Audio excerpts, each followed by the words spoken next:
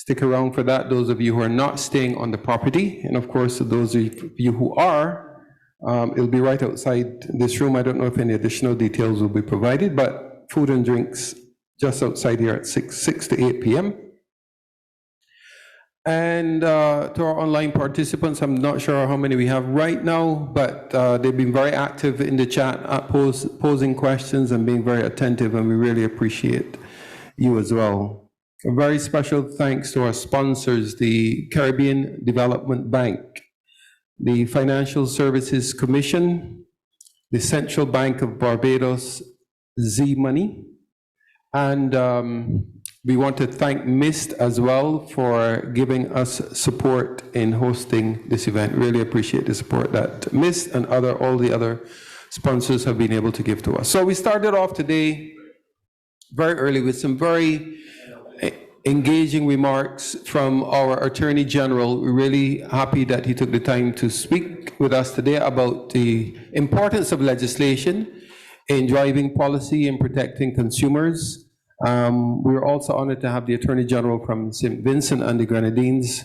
And it shows you, I guess, the level of importance that they have placed on this particular topic and the understanding that they have in how it enables the development of digital economies, which is the essence of our workshop here today. There has been a great deal of media interest in the remarks made by the Attorney General, and we anticipate some news stories this evening and tomorrow, and for the rest of the week coming out of this workshop.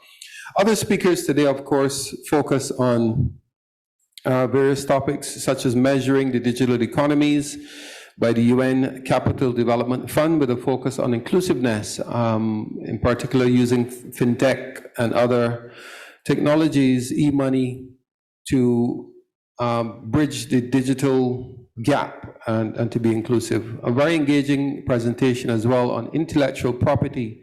Of course, that is one of the foundational pieces of building a digital economy. How do you protect people's intellectual property and ensure that they are free to share and thrive in this new digital environment without the fear of piracy or theft, intellectual property theft. We had also very engaging panel discussion on fintech and regulatory sandboxing as opposed to sandbagging. And we're very pleased that we were able to have a presentation from the CEO of or participation of the CEO of the Financial Services Commission, which is one of our sponsors, John Outridge, from a remote participant from Trinidad and Tobago International Financial Center, and Felicity, who is the country manager for Z-Money, one of the new mobile money providers here in Barbados, and who is trying to do business in the Caribbean. And you heard some of the challenges that they have and the need for these sandboxes that allow these companies to operate or play in the market, as it were, without doing any harm to consumers. Very engaging discussion as well from the Caribbean Competition Commission, from Navia. I always have difficulty pronouncing. And yes, promoting competition within the Caribbean, fair and open competition, and how do we deal with companies that are not necessarily, that they're doing business here in the region, but they're not registered here. Big tech companies in particular is of concern, especially as they play within the ICT industry space. And unfortunately, as her slide showed, that there are still many member states who don't really have strong competition legislation, and I think that's a gap that we really need to bridge. The telecoms legislative frameworks, presentations from the Telecoms Authority of Trinidad and Tobago. We heard about the Universal Service Fund and how that could be leveraged, how they are leveraging it to bridge the digital divide in Trinidad. And we see that in Trinidad's case, the use of the USF is a good solution for helping us to do that, and is a good model which we can emulate. The last presentation from our own Ansem Charles from the CARICOM Impacts, an agency with which we work very closely at the CTU on you heard about the regional cybersecurity plan, the importance of trust in these systems for citizens to uptake these services.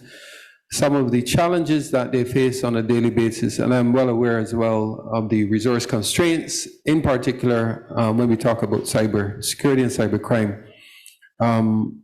Impacts deals with a number of traditional security issues, guns and drugs and all of these different things. So cybersecurity falls somewhere in that spectrum, and there's a need, I know, for additional resources to bring to bear if we are to fight this global problem. You will be receiving more extensive reports. The sessions are recorded, and we have rapporteurs that will help us. And in terms of developing the final outcomes from the workshops, but this was just a recap for today. Tomorrow promises to be very engaging. I am chairing a panel. I'm chairing a panel tomorrow. So if you miss everything else, make sure. Come for that one. But no, they're all very, very engaging. We have Sophie Maddens presenting tomorrow, all the way from the International Telecommunication Union, and several other very engaging speakers. So thank you for your time and attention. Is there any other housekeeping matters? Okay, I see a hand though. Yes. One question is, how do we get access to the slides? Like, is there something specific we need to do to get access to all the presentations? Right, so there is, let me just see, presentations. There is a presentation link on our website, so we will make every effort to have those uploaded to you, for you, at least by tomorrow, right? Probably in PDF format. So on the same ctu.int, click on events, you'll see the banner for this workshop, and all of the related documents should be there as well.